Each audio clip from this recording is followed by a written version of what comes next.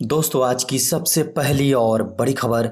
झारखंड के मुख्यमंत्री श्री हेमंत सोरेन ने किया रांची शहर के अंतर्गत 84 करोड़ की योजनाओं का शिलान्यास। दोस्तों, झारखंड के मुख्यमंत्री हेमंत सोरेन ने शुक्रवार को रांची शहर के अंतर्गत 84 करोड़ रुपए की योजनाओं का शिलान्यास किया। उन्होंने ट्वीट करके कहा कि झारखंड की राजधानी रांची शहर के अंतर्गत 84 करोड़ का योजनाओं का शिलान्यास करने का सौभाग्य मिला। योजनाओं का कार्य ऐसे हो कि उसका लाभ दीर्घकाल तक लोगों को मिल सके।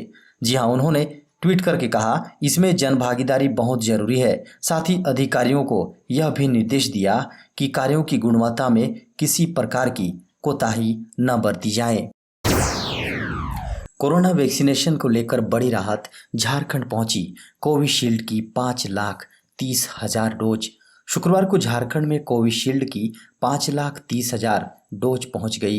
वैक्सीन पहुंचने के बाद स्वास्थ्य विभाग ने राहत की सांस ली है। वहीं सभी जिलों को वैक्सीन कलेक्ट करने का पत्र जारी कर दिया गया है। साथ ही कहा गया है कि टीकाकरण को तेज किया जाए। शनिवार से राज्य में वैक्सीनेशन के रफ्तार पकड़ने की उम्मीद है। काफी संख्या में लोग कोविशील्ड की सेकेंड डोज के लिए इंतजार कर रहे थे। दोस्तों, दुमका से बड़ी खबर सामने आ रही है। प्रेमी के संग मिलकर पत्नी ने की पति की हत्या, सेप्टी टैंक में दफनाया। प्रेमी संग मिलकर पत्नी ने पति की हत्या कर सेप्टी टैंक में दफनाया। जी हां, घटना दुमका जिले की है। करीब 15 दिन पहले हत्या की बात सामने आई। 1 महीने बाद पुलिस ने शव को बरामद किया। आपको बता दें कि मृतक गुजरात में मजदूरी का काम करता था। उसकी पत्नी का अवैध संबंध गांव के ही युवक से था। पति के गुजरात से लौटने पर पत्नी ने अपने प्रेमी के साथ मिलकर हत्या कर सेप्टिक टैंक में शव छुपाने का मामला सामने आया है। झारखंड में 48 घंटे के दौरान मिले ब्लैक फंगस के 2 नए मामले। झारखंड में 48 घंटे के दौरान ब्लैक फंगस के 2 नए मरीजों की पुष्टि हुई है।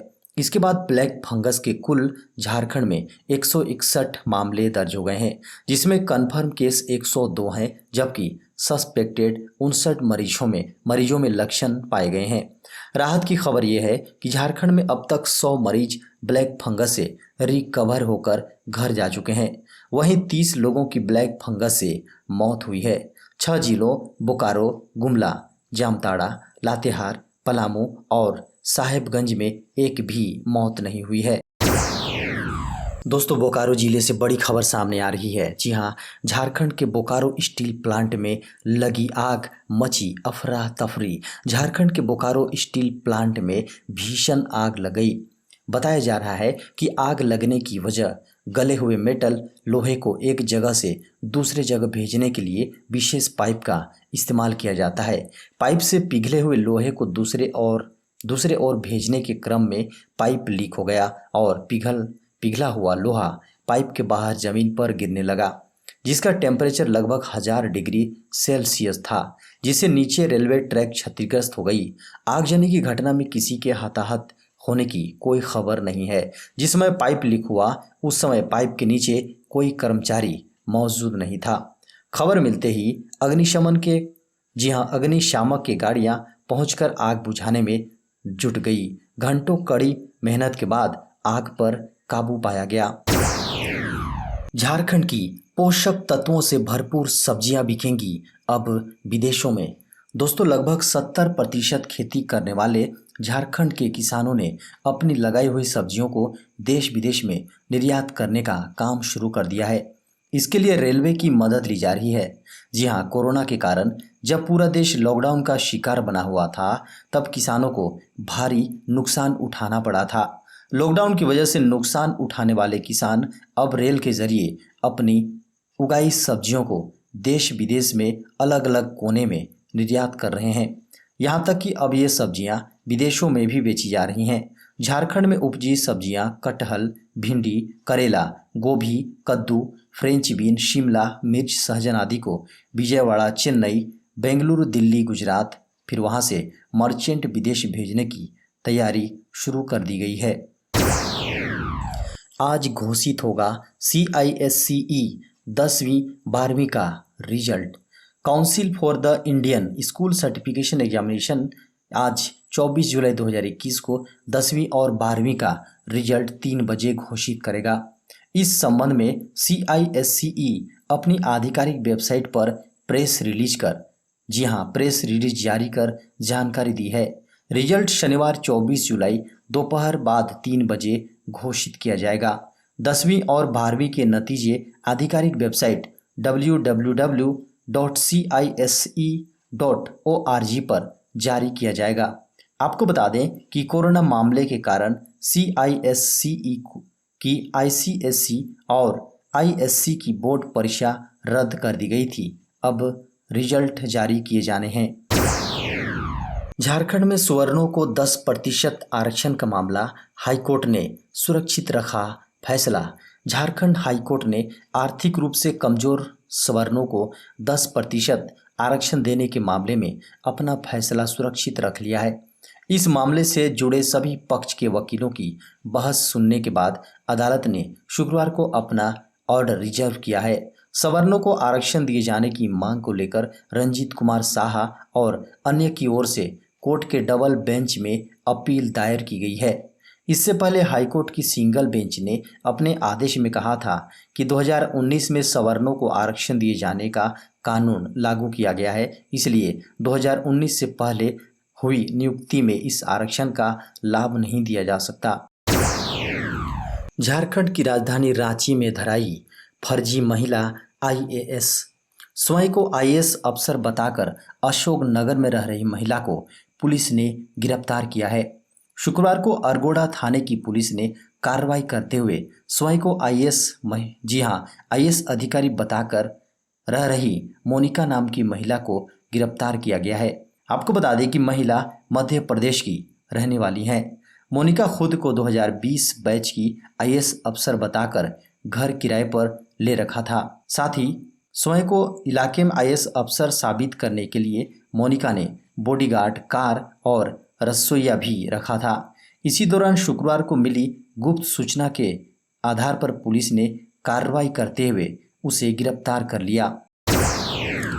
दोस्तों, देवघर से बड़ी खबर सामने आ रही है। यहाँ पुलिस ने धर दबोचा साइबर क्रिमिनल्स, मिले कई अहम सबूत। मधुपुर के कुंडा थाना क्षेत्र से ठगी करने वालों का नया मामला सामने आया है। देवघर साइबर थाना ने शुक्रवार को साइबर ठगी गैंग को गिरफ्तार किया है। इस ठगी गैंग में 5 लोग शामिल हैं। गिरफ्तारी के दौरान 15 मोबाइल, 22 सिम कार्ड और 1 ATM कार्ड बरामद किए गए हैं। खबरों के अनुसार ई-वॉलेट, UPI और BPA के माध्यम से लोगों को चकमा देने का काम करते थे। दोस्तों, नौकरी की तलाश कर रहे युवाओं के लिए बड़ी खबर। SBI में निकली 6100 पदों पर vacancy. State bank of India में अप्रेंटिस के 6100 से अधिक पदों पर आवेदन की अंतिम तिथि नज़दीक आ गई है। नोटिफिकेशन के अनुसार अप्रेंटिस के इन पदों पर आवेदन की अंतिम तारीख 26 जुलाई 2021 है। परीक्षा पास करने वाले कैंडिडेट्स को 1 साल अप्रेंटिसशिप का मौका मिलेगा। स्टेट बैंक ऑफ इंडिया में अप्रेंटिस के 6100 से अधिक पदों पर आवेदन की अंतिम तारीख नज़दीक है। अगर आपने अब तक इन पदों के लिए आवेदन नहीं किया है या फिर आप इन पदों के लिए आवेदन करना चाहते हो तो जल्द SBI की वेबसाइट पर जाकर आवेदन दे सकते हैं। एम्स निदेशक का बड़ा बयान। भारत में इस महीने से दिखेगा कोरोना की तीसरी लहर। अखिल भारतीय आयुर्विज्ञान संस्थान एम्स के निदेशक डॉक्टर रणदीप गुलेरिया ने कहा है कि भारत सितंबर-अक्टूबर में कोरोना की तीसरी लहर देख सकता है। भारतीय चिकित्सा अनुसंधान परिषद के चौथे राष्ट्रीय कोविड सीरो सर्वेक्षण में पाया गया है कि देश की 2/3 आबादी 6 साल से ऊपर की है। जी हाँ, SARS-CoV-2 एंटीबॉडी होने के साथ साथ टीकाकरण अभियान भी बड़े पैमाने पर चल रहा है। डॉक्टर गुलेरिया ने कहा कि राज्यों के द्वारा धीरे धीरे लॉकडाउन जैसे प्रतिबंधों को उठाने और लोगों के द्वारा कोविड-19 प्रोटोकॉल का पालन नहीं करने के साथ देश में तीसरी लहर की चपेट में आने की संभावना सितंबर-अक्टूबर में सबसे अधिक है। कई स्वास्थ्य विशेषज्ञों की भविष्यवाणियों पर टिप्पणी करते हुए कोविड की संभावित तीसरी लहर बच्चों को प्रतिकूल रूप से प्रभावित कर सकती है। उन्होंने कहा कि उन्हें नहीं लगता कि आने वाली लहर में बच्चों को गंभीर संक्रमण होगा या वे सबसे अधिक प्रभावित होंगे।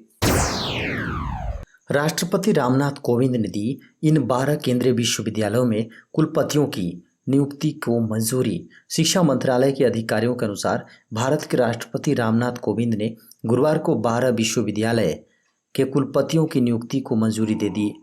राष्ट्रपति केंद्रीय विश्वविद्यालयों के कुलाध्यक्ष होते हैं।